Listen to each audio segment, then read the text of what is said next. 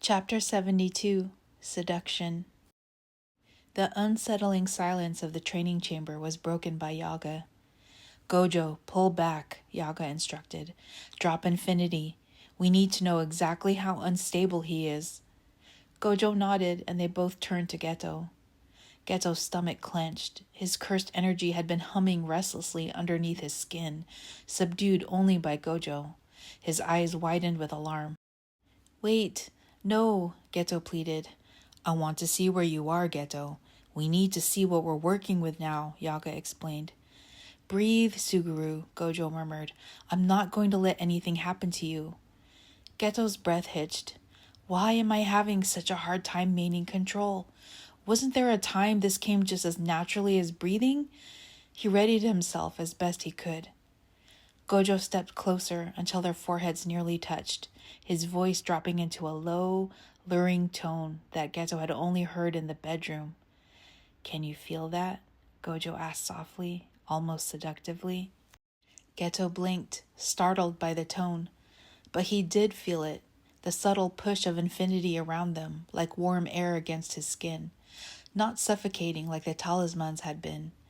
Gojo's power over him felt gentle, steady, unyielding. He met Gojo's gaze. You feel different. I'm not going to silence it. You're going to have to meet me halfway because I know you can do it. Only bear what you can handle and I'll take care of the rest.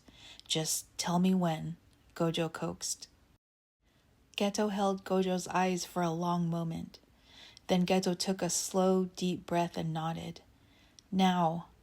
Gojo didn't hesitate. Infinity fell away like a curtain being drawn back. The room shifted immediately. Geto's cursed energy flared, testing its boundaries. Gojo grabbed him around the waist before he could stumble back. His energy continued to flare outward in visible waves. Yaga moved to cast a barrier, but Gojo caught his eye and shook his head almost imperceptibly. Wait. Gojo's fingers pressed gently into Geto's waist. Stay with me. Geto's breathing was shallow, his skin prickling, every nerve on fire. When the talismans were pasted on him, they strangled and suffocated his energy. What emanated from him now was raw, untethered, and alive. It threatened to spill into every crevice of the room. Geto struggled to find his control. The air around them crackled and sparked. Yaga took a step forward. Gojo. I've got him, Gojo said calmly.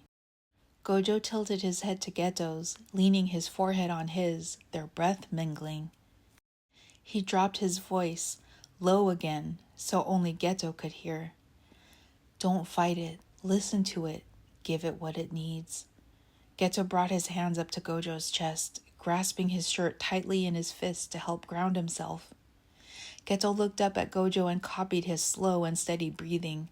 His cursed energy still ran wild, but instead of angry waves, it calmed into a steady flow, reversing itself back to Geto. There you are, Gojo murmured. Don't stop. Geto drew the energy back into himself in short, clumsy bursts, but it was progress. Keep going, Gojo whispered. His hands moved a little lower down Geto's waist. I'll stay here all night if I have to. Geto struggled, but never wavered. Sweat trailed down his temples. His cheeks were flushed. His body temperature rose. But he almost had it. He was almost there. When he absorbed the last of his energy, Geto's fists unclenched Gojo's shirt. His body trembled as he fought to keep in the energy he worked so hard to contain. He pushed it lower and lower into himself, blanketing it over the voices, finally muting the noise enough where he could think straight again.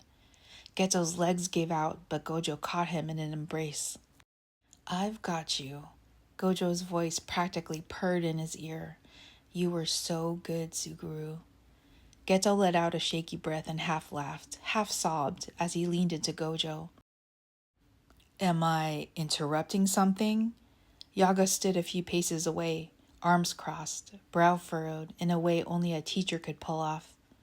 Gojo didn't let go of Geto, even as Geto's face reddened. Nah, we're finished here, Gojo answered shamelessly. If this is how all your training sessions end, I'm starting to understand a lot of things.